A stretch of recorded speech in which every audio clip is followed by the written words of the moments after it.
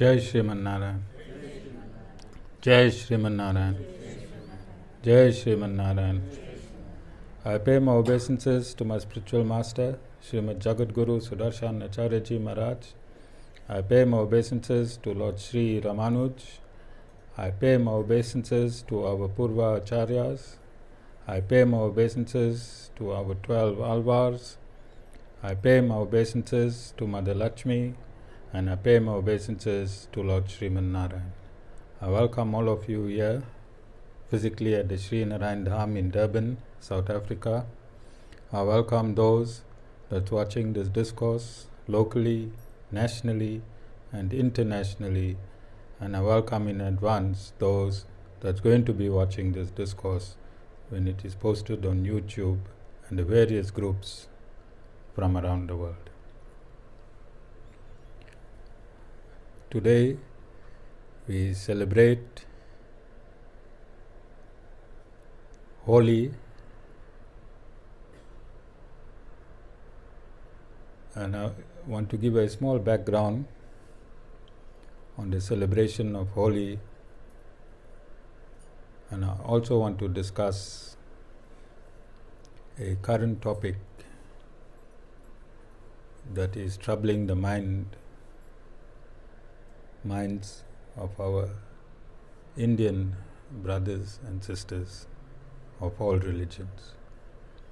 And that is a movie that has been released called the Kashmiri Files. And I want to integrate Holi, its significance in humanity, its significance scientifically, and the genocide that took place 32 years ago and how it could have been prevented. So the topic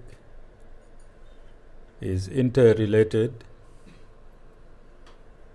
and I want you to take cognizance of this holy celebrations today so that you could create a GPS individually and both locally, nationally, and internationally, so this type of atrocities never happen again. We also want to take cognizance of the war in Ukraine and Russia, and again relate it to this holy celebration and note the futility of war and pestilence. So I want to tie and unpack and integrate all of this very quickly so that you can go outside and have a color bash, a colorful bash. And today is a day that if you personally don't like anyone in satsang Premila, today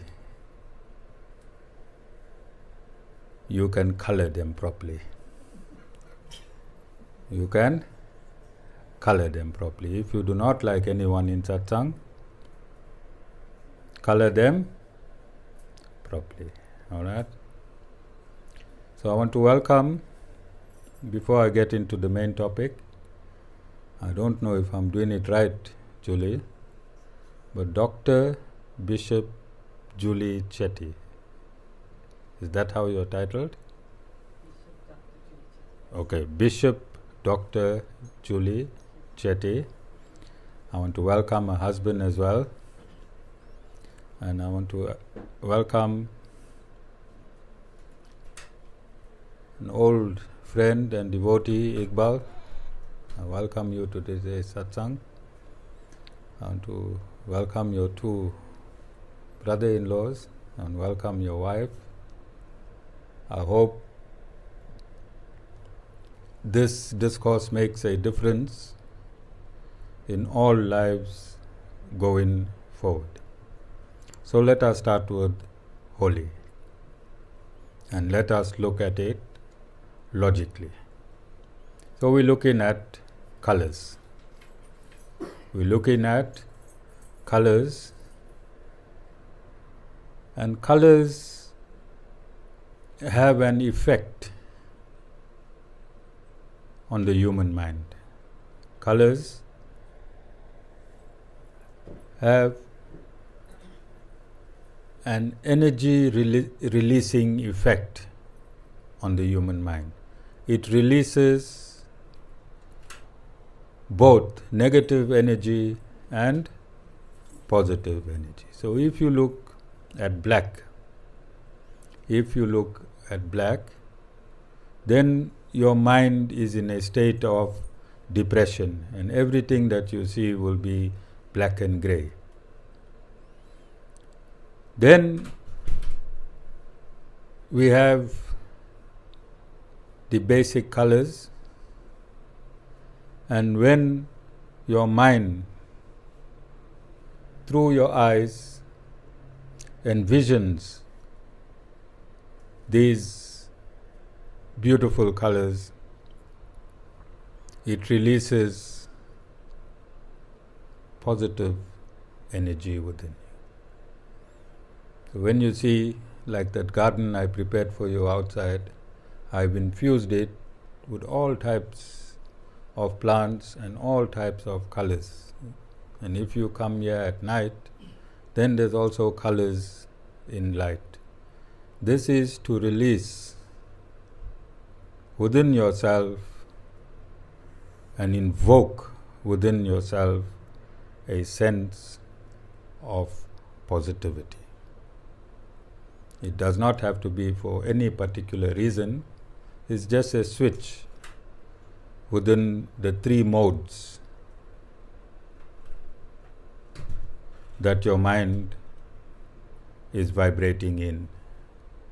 The mode of Satagun, the mode of Rajagun, and the mode of Tamagun. Mode of goodness, mode of passion, and mode of ignorance. The mind is captured in these three modes perpetually. It exists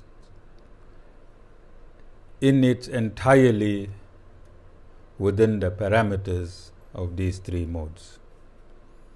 You can only experience one mode at a time. So if you are in the mode of goodness, then the mode of passion and the mode of ignorance is neutralized. If you are in the mode of passion, then the mode of goodness and the mode of ignorance is neutralized. And if you are in the mode of ignorance, then the mode of goodness and the mode of passion is neutralized. One mode actuates your mind at a time. And this is very important to understand, and more important to practice. So the job of a guru, the job of a pastor, the job of a Maulana, the job of a rabbi is to slowly capture your mind in its totality from whichever mode it is, and strengthen it and fix it in the mode of goodness.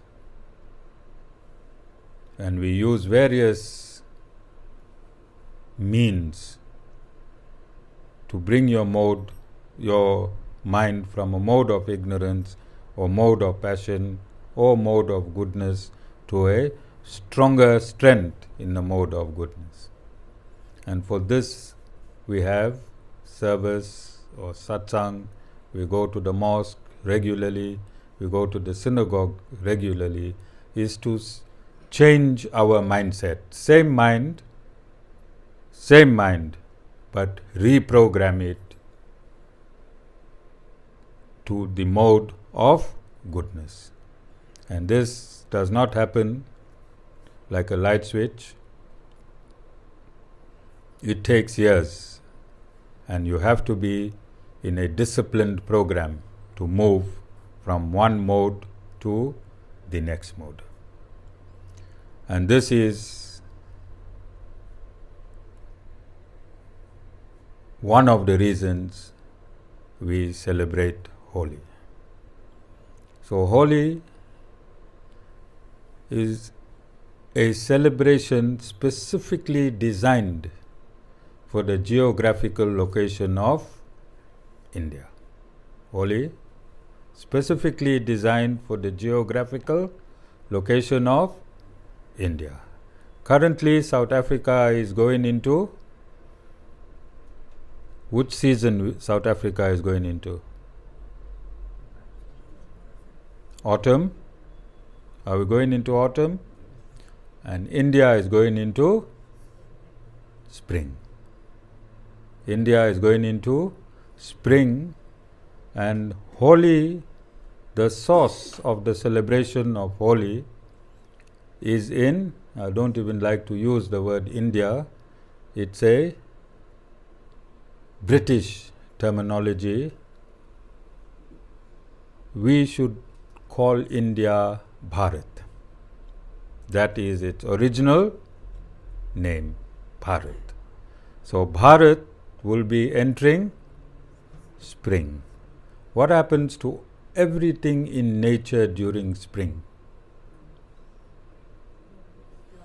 It blossoms and bursts into beautiful, invigorating colors. Yes?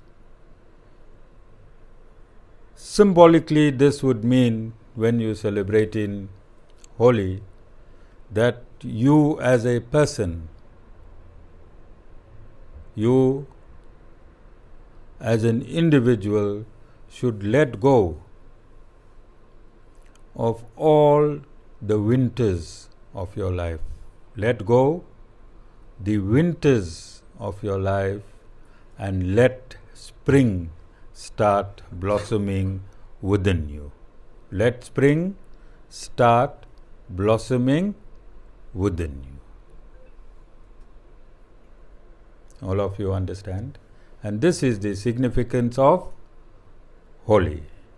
The scientific reason for Holi, and this is why I said that Holi is to be celebrated geographically in India, is when you move from winter to spring, there is a lot of bacteria in the atmosphere. There is a lot of bacteria in the atmosphere, and I'm talking about Bharat Varsa, and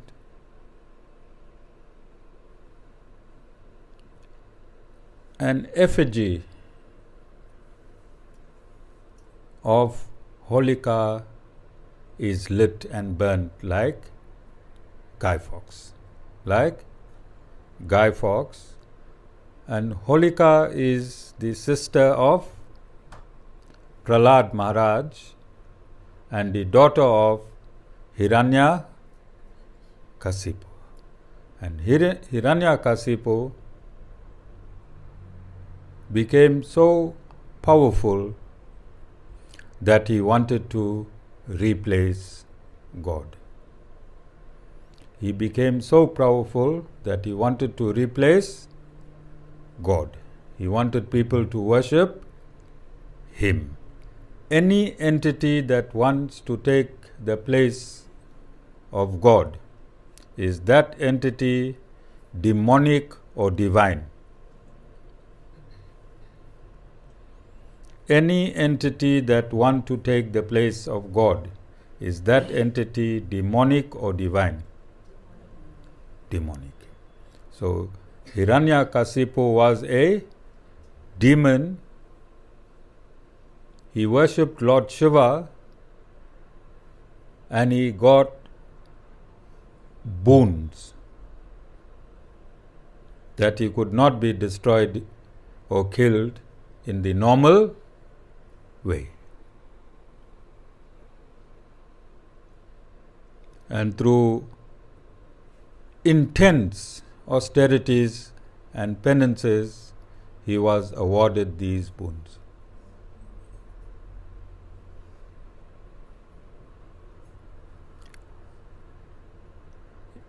Again, there are a lot of us that fast and fast and fast and pray and pray and pray and fast and pray and pray and fast.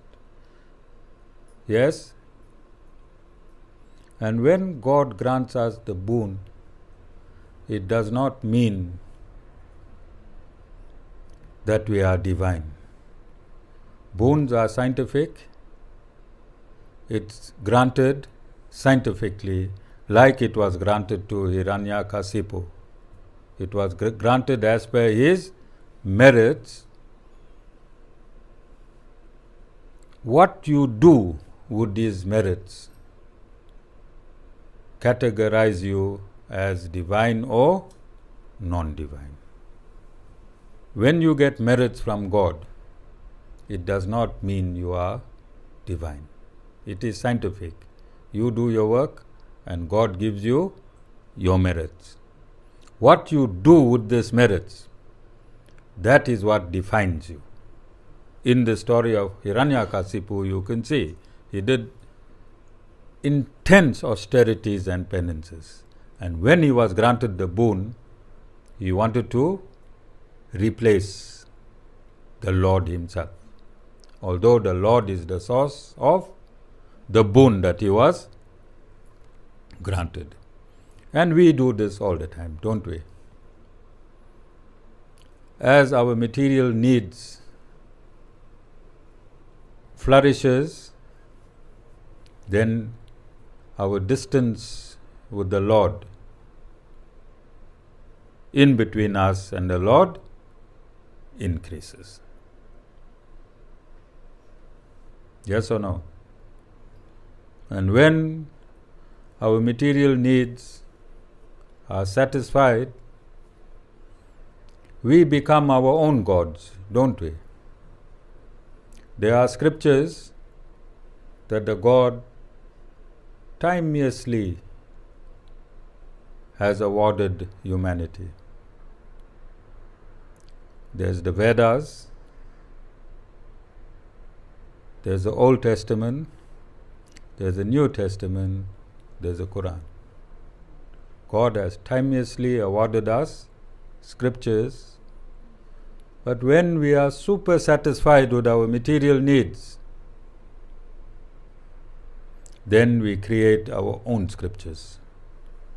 We modify the Lord's scriptures and we take shortcuts to satisfy our own material needs.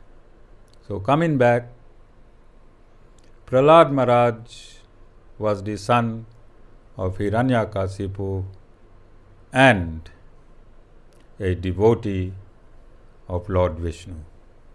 So although his father was a demon, he was a pure devotee of the Lord. So again, a lesson in humanity: if your parents are not divine, does not mean to say you cannot become divine. And if your parents are divine, it does not mean to say you are divine. You can be demonic. All of you understand? So this is a lesson in reality, and the obscured mentality of the demonic state is so vast that Hiranyakasipu wanted to kill his own son because his son refused to worship him and worshipped the Supreme Lord instead. And an entrapment was created whereby his daughter Holika had the boon of not getting burnt. She had the boon that she could not get burnt. So the plot was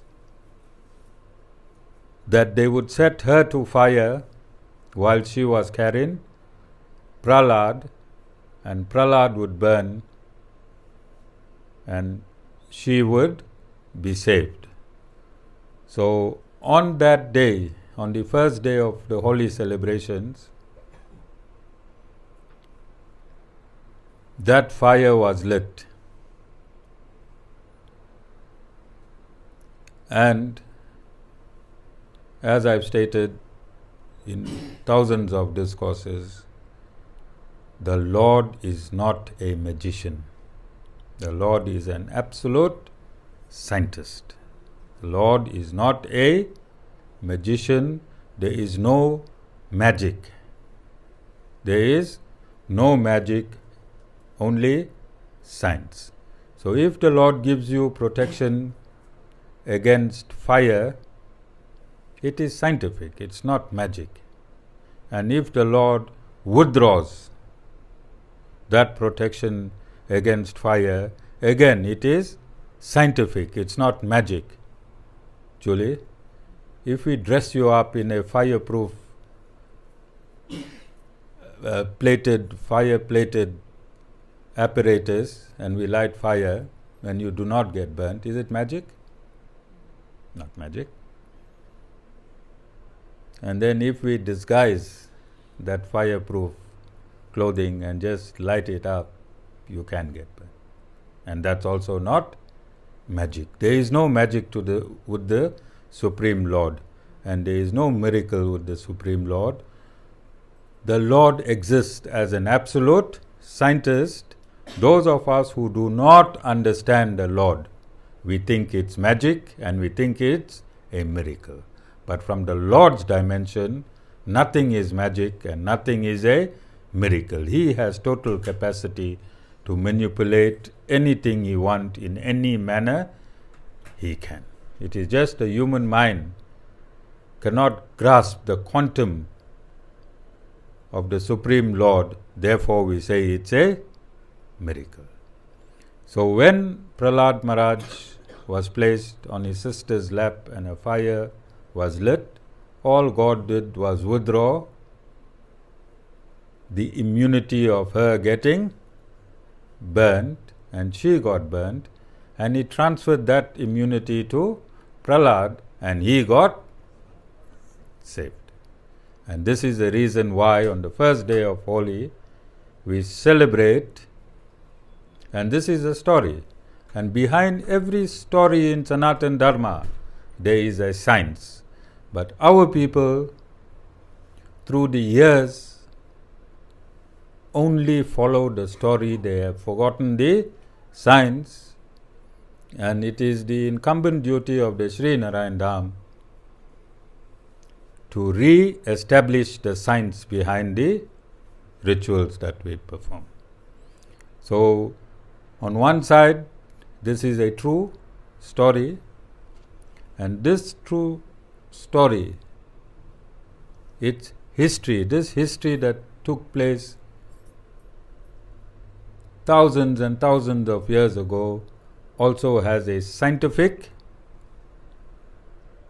reason. And the scientific reason is when you come in from winter into spring, there are various types of bacteria that are found in the atmosphere, and when you light this bonfire and you put a replica of Holika and you light her up, you are going around a fire, and that bacteria which have settled on you gets burnt. Is that scientific or not scientific? Is that not scientific? So that is the scientific reason for burning Holika. And throwing of color powders. Biological science will confirm, you can research, that the color that is produced naturally, one of the ingredients is turmeric, and various colors from various flowers, trees that are found in nature, including dhanya. When you throw these powders onto you, it enters your pores of your skin and it cleanses the pores, and at the same time it boosts your immune system against measles, chickenpox, and all of these illnesses. So this is a scientific reason why we use colors and why you get color washed.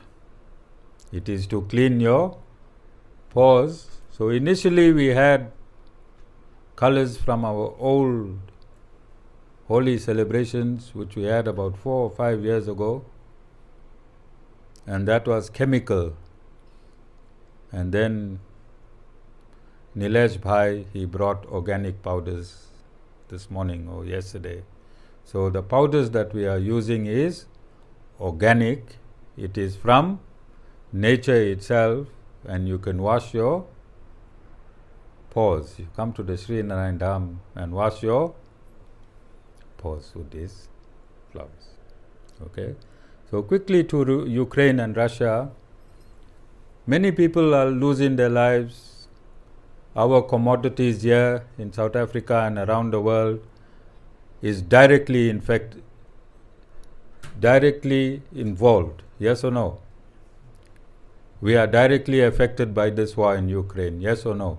Because if fuel goes up and everything else is related to fuel, then everything goes up. Yes? But who is fighting?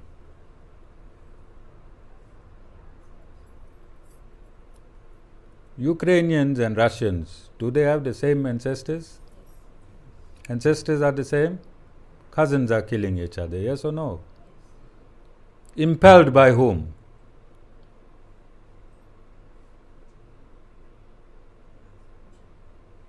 By the Hiranyakasipus. Who are the Hiranyakasipus? The West. The West is fueling this war in Ukraine, is it not? Is the West not fueling this war in Ukraine for their own agenda? You think they care how many people are being killed in Ukraine? Does the West have the power to stop this war today, within 1 hour? Yes. You understand? So, the Hiranyakasipus, they vibrate in the mode of ignorance, and they influenced this mode of ignorance through the administration and governing part of Ukraine, specifically the Ukrainian president.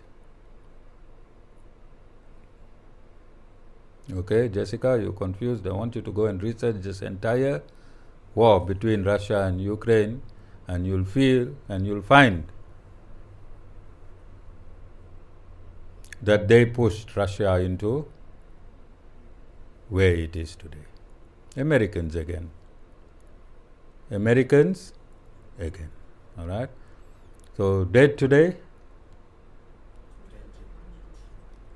20th. Today is the 20th of March, and this is for purposes of recording of these discourses, and I'm discussing a current affair. I'm also going to quickly wrap up with the current affair of the Kashmiri Files. I think it is incumbent upon us, because I see that there is going to be problems. And again, like the Ukrainian situation, Hindus and Muslims and Christians in India, they all have the same ancestors. Their ancestors is the same. They diverted through religion And 32 years ago there was genocide where cousins killed cousins, Indians killed Indians. And from what I am reading, it was absolutely brutal and horrific. And we're living in an age of media, and it is incumbent that we discuss it briefly. This Kashmiri Files, this story is all over the world. And the reason I'm bringing it into our topic today, and I am happy that I have my Muslim brothers and one sister here in the satsang today, so that it must not affect our livelihood here in South Africa, although we are directly connected through our ancestors in what happened in Kashmir. And the advice that we as South Africa can present to the Indian government is that they should, as soon as possible, elect a Truth and Reconciliation Commission to avert any confrontation, because naturally when these details are being broadcast worldwide, Hindus are getting upset. And we don't want that same thing that happened 32 years ago to repeat itself, but from the Hindu side. We want to prevent this. The Sri Narayan Dham, since its inception, has been running programs on oneness. And based on that oneness, the only remedy out of this history would be a Truth and Reconciliation Commission of Inquiry, and the Indian government can decide what to do with the evidence in terms of the perpetrators. So this is a statement that we are releasing as a Sri Narayan Dham in relation to the Kashmiri Files, that a Truth and Reconciliation Committee be set up as soon as possible, or else there is going to be disruptions in India, and this is going to trigger around the world. So to all Indians, Indian Muslims and Indian Hindus,